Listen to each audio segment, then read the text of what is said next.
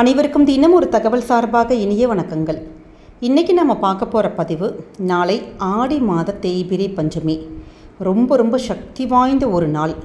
அதுவும் ஆடி மாதத்தில் இருக்கக்கூடிய எல்லா நாட்களுமே நமக்கு அம்மனுடைய வழிபாடு, குறிப்பாக வாராகி அம்மனுடைய வழிபாடுங்கிறது ரொம்ப விசேஷமான ஒரு நாள்.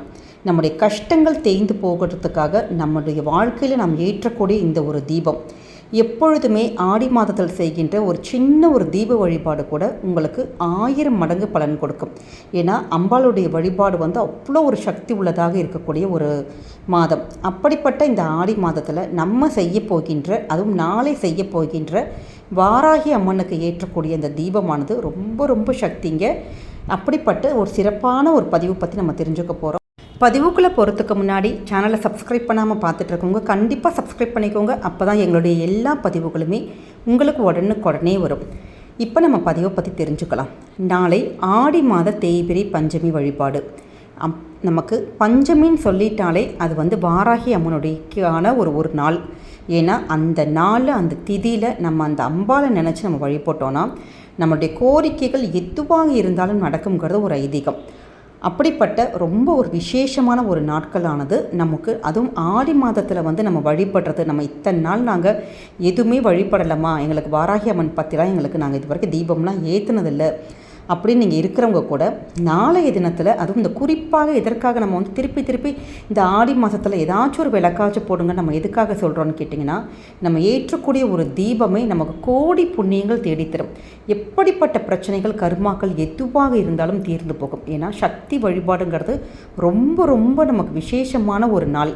அதுவும் வாராகி அம்மன்கிறது ரொம்ப ஒரு பவர்ஃபுல்னு சொல்லுவாங்க பார்த்தீங்களா, ரொம்ப ஒரு பவர்ஃபுல்லான ஒரு தெய்வம்.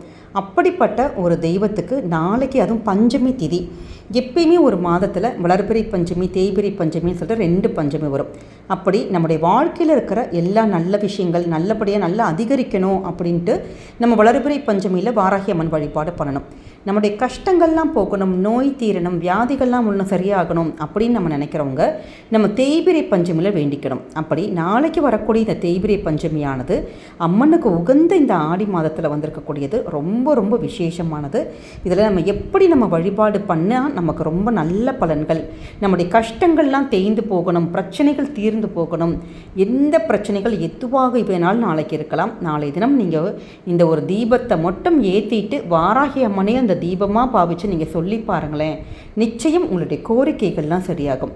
நாளை தினமானது நமக்கு எப்போ பஞ்சமி தீதி ஆரம்பிக்குதுன்னு கேட்டிங்கன்னா, வியாழக்கிழமையில் தொடங்கி வெள்ளிக்கிழமை காலையில் 6-10 மணி வரைக்கும் இருக்குது. ஆனால் நமக்கு எப்பயும் வாராகி தாயோட வழிபாடுங்கிறது மாலை நேரத்தில், ஒரு ராத்திரி நேரத்தில் பண்ணுறது ரொம்ப விசேஷம். அப்படி நீங்கள் சாயங்காலம் நாளைக்கு 6 மணிலேருந்து 10 மணிக்குள்ளே இந்த வழிபாட்டை பண்ணலாம். அப்படி இல்லை எங்களுக்கு ஆஃபீஸ் போயிட்டோம், இல்லை பதிவை தாமதமாக பார்த்துட்டோன்னு கேட்டிங்கன்னா, வெள்ளிக்கிழமை நம்ம காலையில் பிரம்ம முகூர்த்த நேரம், அதாவது 6-10 மணி வரைக்கும் இந்த திதி இருக்குது. அப்போ அந்த பிரம்ம முகூர்த்த நேரத்துக்குள்ளே 6 மணிக்குள்ளே நீங்கள் வழிபடலாம். இதற்காக நீங்கள் ரொம்ப கஷ்டப்பட தேவையில்லை. நம்முடைய வீட்டில் இருக்கக்கூடிய, அதுவும் பூஜை ரூமில் இருக்கக்கூடிய சாதாரண பொருட்கள் வச்சே நம்ம இந்த தீபத்தை ஏற்றிடலாம். நம்மக்கிட்ட சுவாமிக்கு நிவேதனமாக கிழங்கு வகைகள் ஏதாச்சும் இருக்கும், இல்லாட்டி மாதுளம்பழம், அதை உரித்து அந்த முத்துக்கள் வச்சாலே போதுங்க. அவ்வளோ சுவாமிக்கு, நம்முடைய அம்பாளுக்கு அவ்வளோ இஷ்டம். அப்படி நம்மக்கிட்ட என்ன இருக்கோ அதை வச்சு நம்ம செய்ய போகின்ற ஒரு சின்ன தீப வழிபாடு. இதற்கு நம்ம உங்களுக்கு ஒரு டெமோ மாதிரி காமிச்சிருக்கேன். சின்னதாக ஒரு பித்தளை தட்டு ஒன்று எடுத்துக்கோங்க. அதில் நம்ம மஞ்சள், குங்குமம் போட்டு இதெல்லாம் வச்சு முடித்ததுக்கப்புறமேட்டு கல்லுப்பு நம்மக்கிட்ட சமையலுக்கு வச்சுருக்கோம். அதில் தனியாக நம்ம இதுக்குன்னு ஒரு கல்லுப்பு வாங்கி வச்சுருப்போம் பார்த்தீங்களா, கல்லுப்பு அதில் அந்த தட்டில் நம்ம ஃபுல்லாக கொட்டிக்கணும். கொட்டி முடித்ததுக்கப்புறம் அதற்கு நடுவில் கஸ்தூரி மஞ்சள், இல்லை எங்ககிட்ட கஸ்தூரி மஞ்சள் அப்படி இல்லைம்மா அப்படின்னு கேட்டால், நம்ம சாமி ரூமில் பூஜைக்குன்னு தனியாக மஞ்சள் வாங்கி வச்சுருப்போம் பார்த்தீங்களா, அந்த மஞ்சள் இருந்தாலும் பரவாயில்ல. அந்த மஞ்சளை நடுவில் வட்டமாக நீங்கள் அதை சும்மா அப்படி கொஞ்சோண்டு கொட்டிட்டு இப்படி கையால் லைட்டாக அப்படி தேய்ச்சி விட்டாலே போதும், வட்டமான ஒரு வடிவம் வந்துடும். இதற்கு அப்புறமேட்டு நம்ம என்ன பண்ண வேணும்னு கேட்டிங்கன்னா, அந்த ஒரு வெத்தலை, நல்லா கிழியாத நல்ல ஒரு வெத்தலை வேணும். அது இல்லாட்டி உங்கள்கிட்ட வீட்டில் செம்பருத்தி செடி இருக்குது அப்படின்னா செம்பருத்தி இலை, 2ல் ஏதாவது ஒரு இலை எடுத்துக்கலாம். வெத்தலையாக இருந்தால் ரொம்ப விசேஷம். அதற்கும் ஒரு மஞ்சள் பொட்டு இதெல்லாமே நம்ம வச்சுட்டு, அதற்கு மேலே ஒரு அகல் விளக்கு.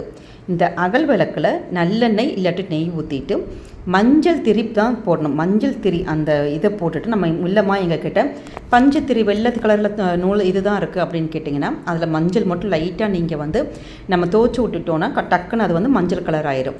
அந்த மஞ்சள் திரியை நீங்கள் தாராளமாக போட்டு தீபம் ஏற்றலாம். ஏற்றி பண்ணதுக்கப்புறமேட்டு இதற்கு என்ன முக்கியம் கேட்டிங்கன்னா விரலி மஞ்சள். இது கண்டிப்பாக விரலி மஞ்சள் தான் வேணும். ஏன்னா அம்பாளுக்கு விரலி மஞ்சள் சாத்துறது அதுவும் ஆடி மாதத்தில் ரொம்ப ரொம்ப விசேஷம். நீங்கள் இதை வந்து மாலையாக கூட நம்ம சாத்திக்கலாம் உங்ககிட்ட படம் இருந்துன்னா. அப்படி எங்ககிட்ட இப்போ வந்து நான் இப்போ டெமோக்காக படம் எங்ககிட்ட இல்லை, அது மாலையாக சாத்த முடியல. 3, 5, 7ங்கிற எண்ணிக்கையில் நீங்கள் அந்த விளக்குக்கு சுற்றிலையுமே நீங்கள் சின்னதாக ஒரு ரவுண்டாக கூட நீங்கள் அந்த தீபத்துக்கு சுற்றிலேயும் நீங்கள் நம்ம அந்த தீபம் தான் வாராகி அம்மன் நினச்சிட்டு அந்த தீபத்துக்காக நீங்கள் வைக்கிறீங்க இந்த ஒரு விரலி மஞ்சளை. அந்த விரலி மஞ்சளை நீங்கள் எடுத்து வச்சிடணும். அவ்வளோதான்.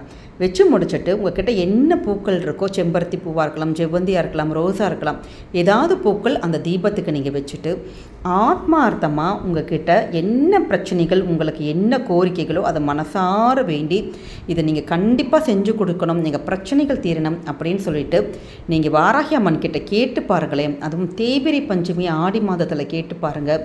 நிச்சயம் உங்களுடைய நியாயமான கோரிக்கைகள், உங்களுடைய வேண்டுதல்கள் கண்டிப்பாக நடக்கும். 200% நடக்கும். ஏன்னா ரொம்ப ரொம்ப சக்தி வாய்ந்த இந்த ஒரு மாதத்தில் நம்ம அம்மன்கிட்ட கேட்குற இந்த ஒரு கோரிக்கை, அது உப்பு மேலே, வெத்தலை மேலே, இந்த மஞ்சள் மேலே ஒரு மங்களகரமாக நம்ம ஏற்றுகின்ற ஒரு தீபம் நிச்சயமாக அந்த நம்ம தெய்வமானது செவிசாய்த்து நம்முடைய பிரச்சனைகளை கண்டிப்பாக தீர்த்து கொடுத்துருப்பாங்களாம். ஏன்னா அப்படிப்பட்ட ரொம்ப ரொம்ப ஒரு ஐதீகமான ஒரு தீபம் இது.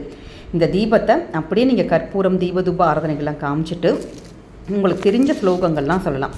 இது முடிச்சதுக்கப்புறமேட்டு இதை நம்ம எப்பயுமே என்ன பண்ணுவோம், அடுத்த நாளே எடுத்து கால்படாத இடத்துல உப்பெல்லாம் நம்ம இது பண்ணிடுவோம், அந்த இடத்த நம்ம வந்து சுத்தப்படுத்திடுவோம். ஆனால் அப்படி இல்லாமல் இந்த உப்பு, இந்த மஞ்சள் இது எல்லாமே அந்த நம்ம பூஜை ரூமில் அப்படியே இருக்கணும். இதை 3வது நாள், இப்போ வியாழக்கிழமை ஏற்றுனீங்கன்னா வியாழன், வெள்ளி, சனிக்கிழமை அன்னைக்கு தான் நீங்கள் எடுக்கணும்.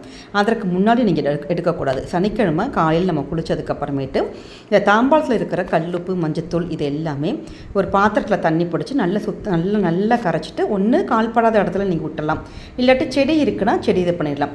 வெத்தலையே நீங்கள் கால்படாத இடத்துல போட்டலாம். இந்த விரலி மஞ்சளை வந்து நம்மளுடைய சாமி அறைக்கு வேறு பூஜைக்கு உபயோகப்படுத்திக்கலாம், இல்லாட்டி மஞ்சள் நமக்கு இதுக்காக நம்ம உபயோகப்படுத்திக்கலாம். இது மாதிரி நீங்கள் தேய்பிறை பஞ்சமி அன்னைக்கு, அதுவும் ஆடி மாத தேய்பிறை பஞ்சமி அன்னைக்கு அம்மனுக்கு இந்த தீபத்தை மட்டும் ஏற்றி உங்கள் குடும்பத்தில் வச்சு நீங்கள் வழிபட்டு பாருங்கள்.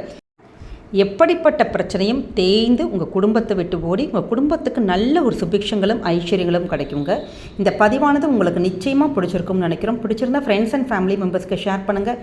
நம்ம சேனலை சப்ஸ்கிரைப் பண்ணாமல் பார்த்துட்ருக்கோங்க, சப்ஸ்கிரைப் பண்ணி உங்களுடைய ஆதரவுகள், சப்போர்ட்டுகள் எங்களுக்கு கொடுங்க.